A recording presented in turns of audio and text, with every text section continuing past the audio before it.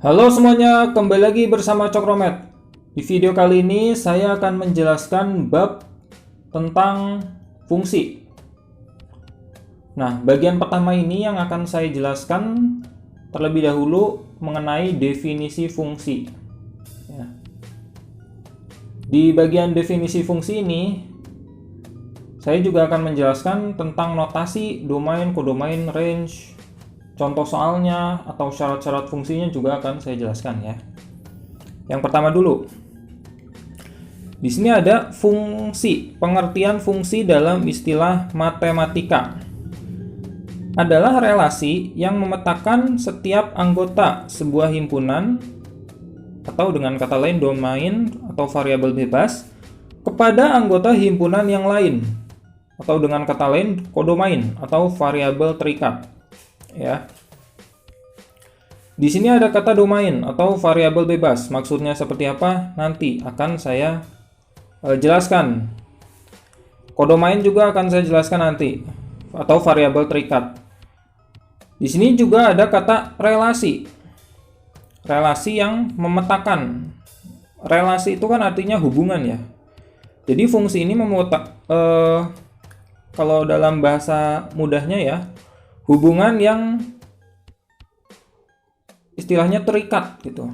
Nah, untuk lebih jelasnya akan saya jelaskan juga. Kemudian ada notasi fungsi. Ini suatu fungsi memetakan A ke B. Nah, simbolnya itu adalah F.2 tanda panah kanan B. Kemudian jika dan hanya jika X anggota A dan Y anggota B, maka F.2X tanda panah kanan Y atau Fx sama dengan Y. Jadi simbol ini sebenarnya sama dengan simbol yang ini. Makanya nanti tidak usah bingung jika di soal ketemu dengan simbol yang seperti ini ya. Itu artinya sama aja seperti ini.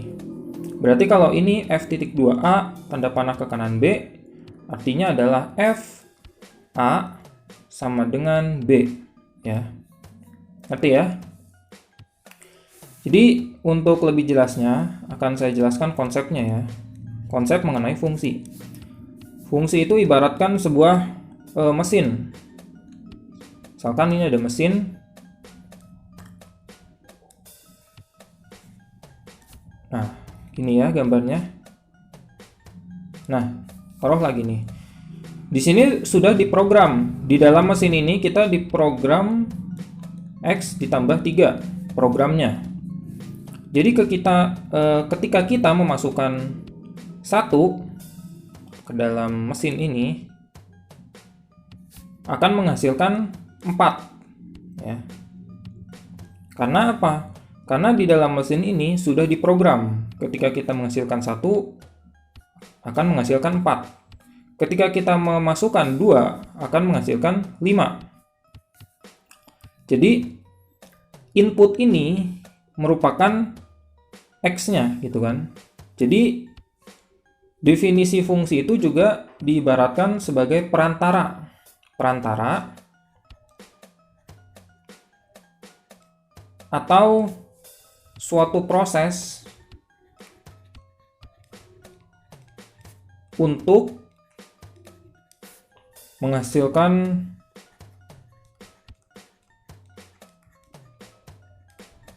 produk ya atau output. Perantara atau suatu proses untuk menghasilkan produk atau output ya. Ini produknya 4 ya. Karena apa?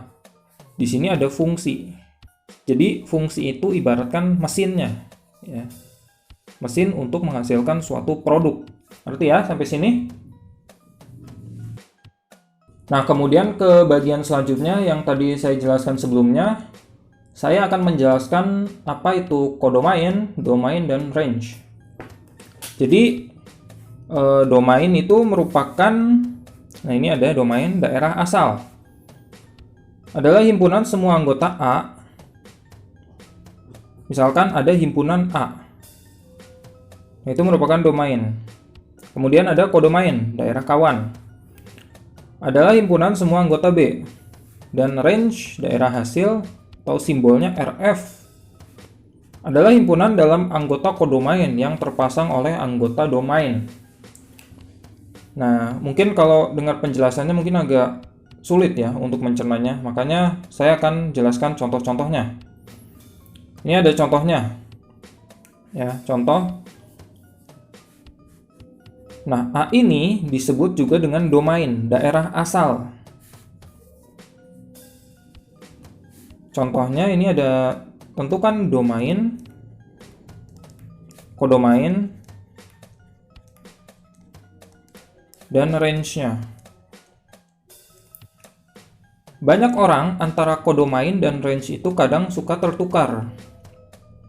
Makanya ini akan saya jelaskan ya, agar jelas. Kalau domain itu atau daerah asal adalah semua anggota himpunan A. Jadi asalnya ya, asalnya sebelum melewati sebuah fungsi untuk menghasilkan produk. Jadi seluruhnya. Ya. Jadi domainnya adalah atau daerah asal 1, 2, dan 3. Ngerti ya? Kemudian kodomain adalah himpunan semua anggota B. Berarti semua anggota B. Semua anggota daerah yang ditujunya. Berarti 6, 7, 8, dan 9. Range atau simbolnya RF ya. RF, kalau domain itu DF. Adalah himpunan anggota kodomain yang terpasang oleh anggota domain.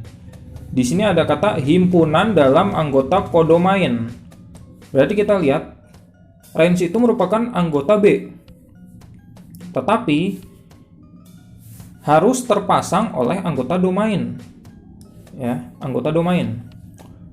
Pasangannya ini kan 1 ke 6, 2 ke 7, 3 ke 8. Di sini ada 9 yang tidak mempunyai pasangan ya. Makanya dari itu range adalah 6, 7, 8. Jadi yang hanya mempunyai pasangan pada daerah asalnya saja ya. Ngerti ya sampai sini? Nah, kemudian juga ada syarat-syarat fungsi. Nah, syarat fungsi itu ada 3. Saya merangkumnya ya. Yang pertama, setiap anggota himpunan A mempunyai pasangan di himpunan B.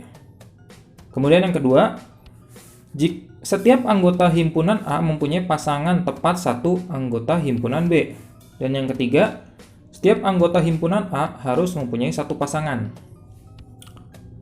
Nah, terkadang antara pernyataan 1 dan pernyataan 2 mungkin agak bingung ya. Jadi pernyataan 1 itu, setiap anggota himpunan A mempunyai pasangan di himpunan B.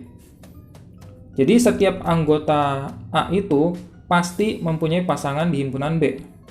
Entah itu pasangannya sama atau beda, yang penting pasangan ya. Kalau yang kedua, setiap anggota himpunan A mempunyai pasangan tepat satu anggota himpunan B. Jadi pada anggota himpunan A, pasangannya itu hanya 1 di anggota himpunan B-nya. Tidak boleh lebih dari 2. Maksudnya lebih dari 1. Kemudian yang ketiga, setiap anggota himpunan A harus mempunyai satu pasangan. Nah, ketiga ini merupakan syarat sebuah fungsi. Nah, ini saya ada contoh soalnya. Ini ada 4 ya. 1, 2, 3, 4. Nah, kita disuruh untuk menyimpulkan dari keempat ini mana yang merupakan fungsi. Ya, kita lihat yang nomor pertama. Apakah merupakan fungsi atau bukan? Dari syarat-syaratnya. Setiap anggota himpunan A mempunyai pasangan di himpunan B. Ini kan artinya setiap anggota himpunan A mempunyai pasangan di himpunan B. Ya. Nah, maksudnya nomor 1 itu jadi gini. Jadi himpunan A ini mempunyai pasangan yang sama di himpunan B-nya. Nah, itu maksud nomor 1 itu seperti itu. Ya. Makanya nomor 1 terbukti. Nomor 2, setiap anggota himpunan A mempunyai pasangan tepat satu anggota himpunan B. Kalau tepat satu anggota himpunan B itu artinya kayak gini nih. Jadi pasangannya satu-satu ya. A1, B1, C juga maksudnya 1, 1, 1. Itulah ya. Itu ya. Makanya ini terbukti fungsi ya. Nomor 1 fungsi. Kenapa? Karena nomor 1 dan nomor 2 itu ibaratkan mempunyai hubungan. Ketika nomor satunya terpenuhi, nomor 2 tidak usah terpenuhi juga tidak apa-apa. Kalau nomor 2-nya terpenuhi, nomor 1 tidak terpenuhi juga tidak apa-apa ya. Makanya nomor 1 dan 2 ini memang bikin itu terkecoh. Kemudian yang kedua, apakah fungsi atau bukan? Setiap anggota himpunan A mempunyai pasangan di himpunan B.